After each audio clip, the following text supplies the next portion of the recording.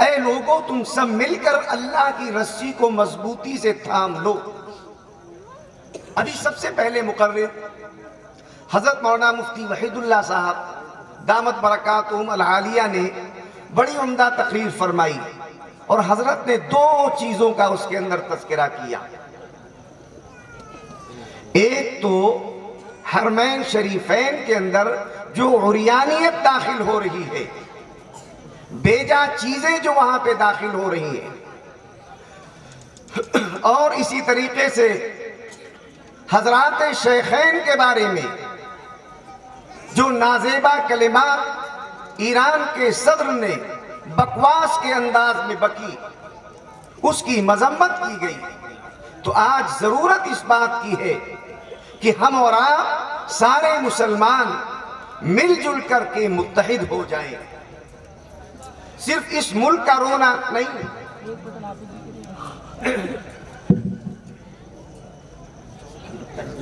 بھائی گلاس لے آؤ بھائی۔ اس کو ذرا سے اس کو اسٹینڈ کو ہاں گڑبڑ کر رک نہیں ہاں بس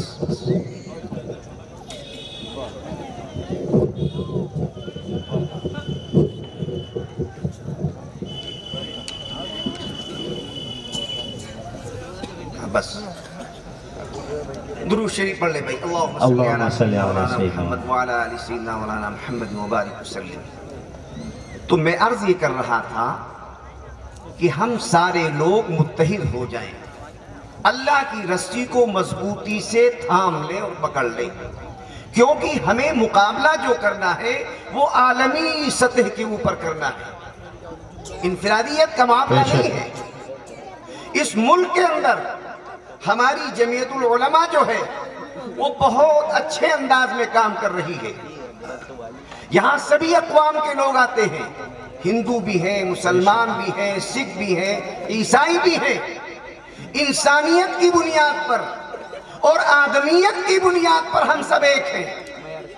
مذاہب تو الگ الگ ہیں، لیکن کم سے کم ہم اس بات کو سوچیں اور اپنے ذہن میں اس بات کو جگہ دیں کہ ہم انسان ہیں، ہم آدمی ہیں، ہم آدم علیہ السلام کی اولاد ہیں۔ اس نظریے کے اعتبار سے ایک پیغام ہمیں دینا چاہیے، ایک وحدت کا پیغام ہو، متحد ہونے کا پیغام ہو، اور خاص طور سے مسلمانوں کو اس بات کی دعوت دی جا رہی ہے کہ اے لوگوں تم سب مل کر اللہ کی رسی کو مضبوطی سے پکڑ لو۔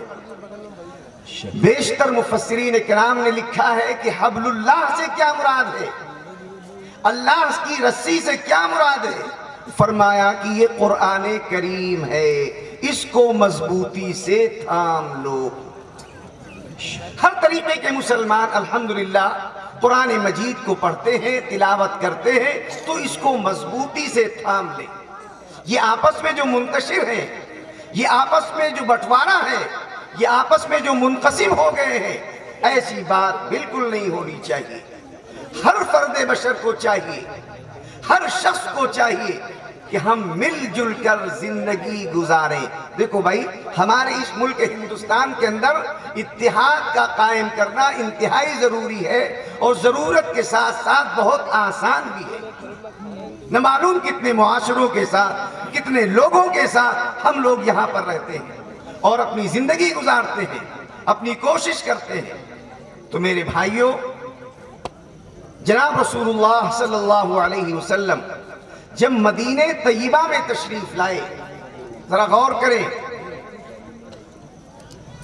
اللہ کے رسول صلی اللہ علیہ وسلم نے یہودیوں کو بلایا، نصرانیوں کو بلایا، آؤ تم سب یہاں پر جمع ہو جاؤ۔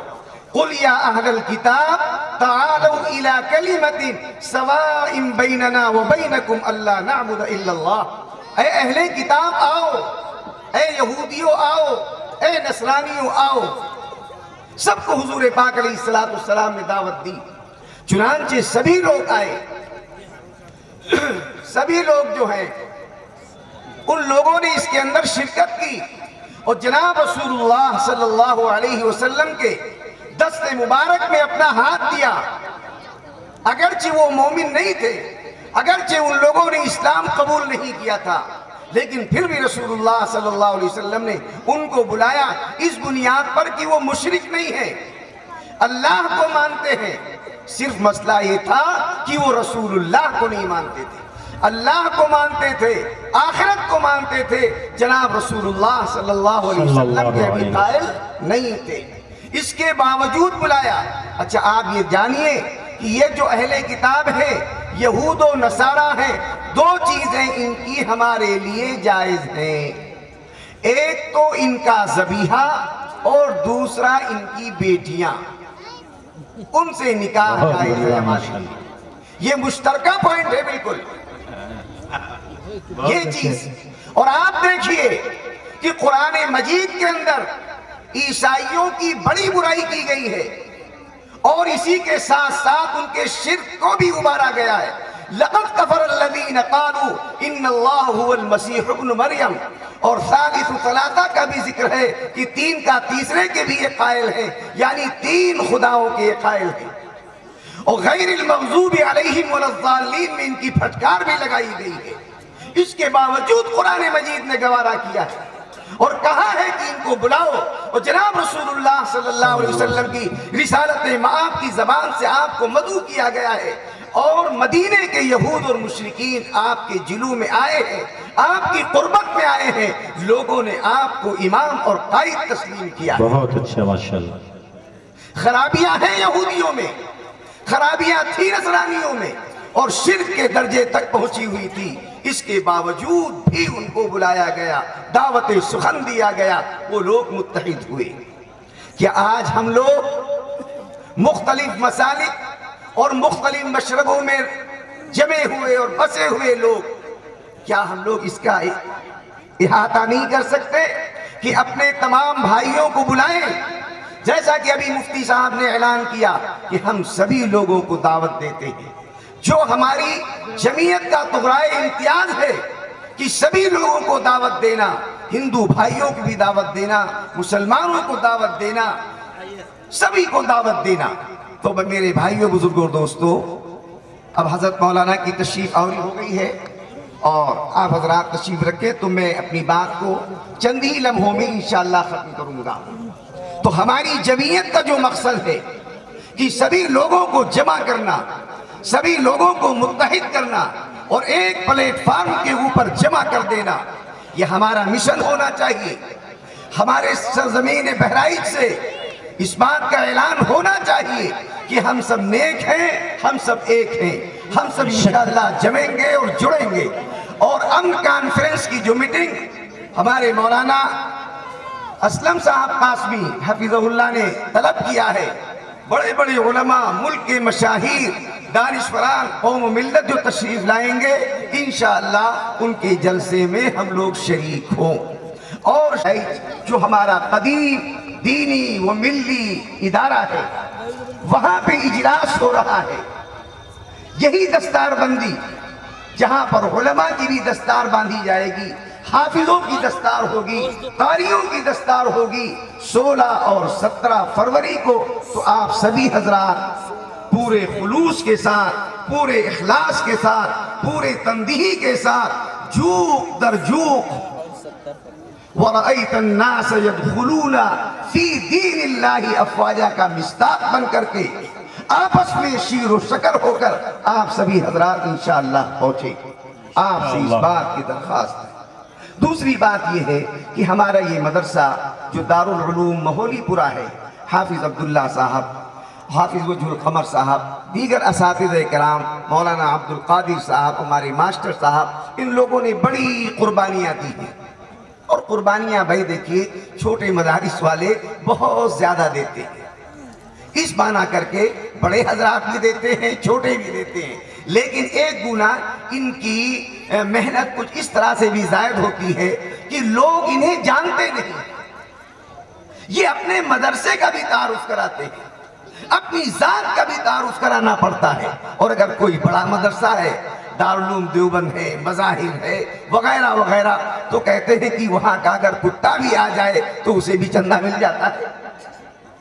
لیکن یہ ہمارے یہ حضرات جو ہیں ان کو اپنا بھی تعارف کرانا پڑتا ہے، اپنے مدرسے کا بھی تعارف کرانا پڑتا ہے۔ ایک وہ بچہ جو قرآن مجید کو بڑے اچھے انداز میں پڑھ سکتا ہے اور پڑھ لیتا ہے، اور ایک وہ شخص جس کی زبان میں لکنت ہوتی ہے، جو تتلاتا ہے، جو ہکلاتا ہے، اس انداز میں جب وہ پڑھتا ہے اسے ڈبل اجر ملتا ہے، ایک تو پڑھنے کا اور دوسری مشقت اٹھانے کا۔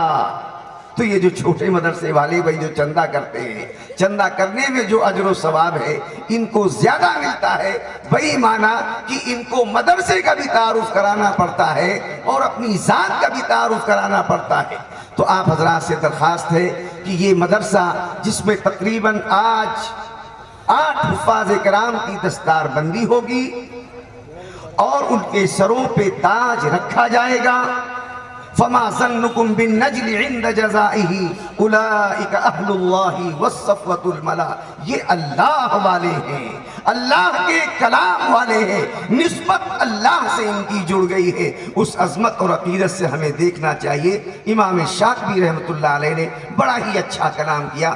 امام شاطبی نابینا تھے اور ایسی کتاب لکھی منظوم، ایسی کتاب منظوم لکھی کہ دنیا انگشت بدندہ رہ گئی۔ بدأت ببسم اللہ فی النظم اولا تبارک رحمان الرحیم موئلا، یہ اشعار ہے حضور والا کے۔ فَيَا أَيُّهَا الْقَارِي بِهِ مُتَمَسِّكًا مُجِلًّا لَهُ فِي كُلِّ حَالٍ مُبَجِّلًا هَنِيئًا مَرِيئًا وَالِدَاكَ عَلَيْهِمَا مَلَابِسُ أَنْوَارٍ مِّنَ التَّاجِ وَالْعُلَا فَمَا ظَنُّكُمْ بِالنَّجْلِ عِندَ جَزَائِهِ أُولَئِكَ أَهْلُ اللَّهِ وَالصَّفْوَةُ الْمَلَا۔ اسی بات پر اپنی بات کی تکمیل کرتا ہوں۔ اللہ رب العالمین اپنے ان نونہال بچوں کی ہم سب کو قدر کرنے کی اور ان کی حوصلہ افزائی کرنے کی ہم سب کو توفیق نصیب فرمائے۔